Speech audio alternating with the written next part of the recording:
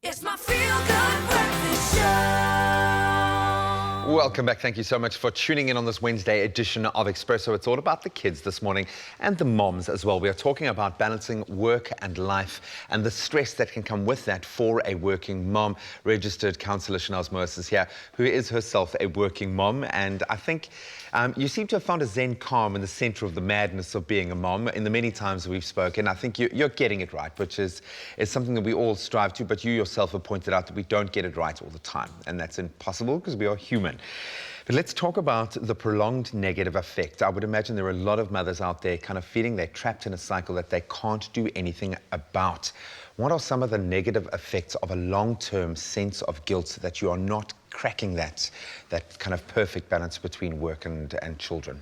So obviously, if you are stressed for a long time and overwhelmed, it has, your normal, regular stuff, high blood pressure, all those kinds of things that come along. Can manifest physically, yeah. Yeah, because you actually are working at a pace that your body and mind, or you want to be at a pace your body and mind cannot sustain.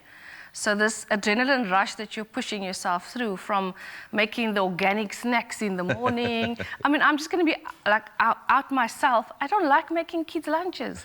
I'm like lazy as crazy. Lazy. And I'm like peanut butter, yes, Nutella, yes, whatever can spread. And, but I say that I'd rather spend more time connecting in the morning and laughing and telling jokes and, than half an hour making a thing. So it's about, and also listening to your kids about what they want. Like my son says, I don't like pretzels, can we have biltong? Okay, right. It's not about what I think is easy, it's also what he's willing to eat. So that whole, I choose to work in the morning so that I can be there in the afternoon, and I fetch each of the sets of kids myself, and so I have a choice, but not every mom has that choice. So that rushed feeling, and 11 o'clock at night, you're putting laundry in or you're preparing while your partner may be fast asleep, and so your day is much longer than an average day. You try to do more in the day, and your body can't keep that pace up. So it's about deciding what's relevant, what's important, what to not do today. So that's something you can actually choose for yourself. And if you have a partner, having that conversation and making sure that you do share the load, be strategic and delegate between yourselves, be a tag team about it. How has this year and COVID-19 and what we've experienced in lockdown and having to work from home in most cases, how has that affected this particular cycle? Has it helped? Has it less stress because we're at home with the kids, or is it more stressful because you've got to work now and you're at home with the kids? I think that what COVID actually did was actually expose the unfair balance between the mother and father duty roster. Really? Let's just go there, Graham. Let's go there. And what happens is that these things just happen, and breakfast appears, and supper appears, and mom goes off to work, but with everyone being at home.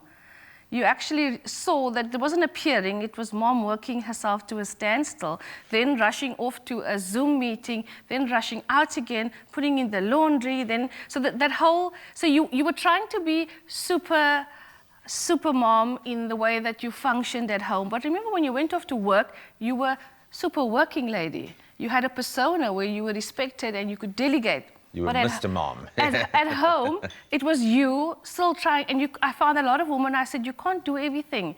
You can't, because you're in your Zoom meeting, the door opens, here comes the child, whatever, I'm hungry, whatever, I made a mess. So that whole professionalism, it can't stand in the same way. And some people struggled with that. They wanted to maintain it, but it wasn't the environment that we were in. It wasn't allowing, and everyone should have been a little bit more compassionate about, moms that were trying to work from home. What do you need from me, Shanaaz? What do you need? What do you need from your partner? What would you recommend that moms who are struggling with this say? Because you said asking for help is a big part of that. So what do you say to your partner? And how can, now the men can enter the conversation, how do partners then respond and give that extra support? A lot of the men grew up with what they know, but that's no longer an option. Moms are working as well. So if your mom may not have worked, that's what you know. So asking for a little bit more than what you think. So sometimes we ask one thing of our partners and we feel we don't want to burden them. But when times are tough, we need to add on to the list. And we need to add on more so that we can lighten our own load. And only we know what that is, what that looks like. And don't be stubborn and particular when the help is being given to you, not in the way that you'd like, but it still gets the job done. Because that's the other struggle with moms and getting help.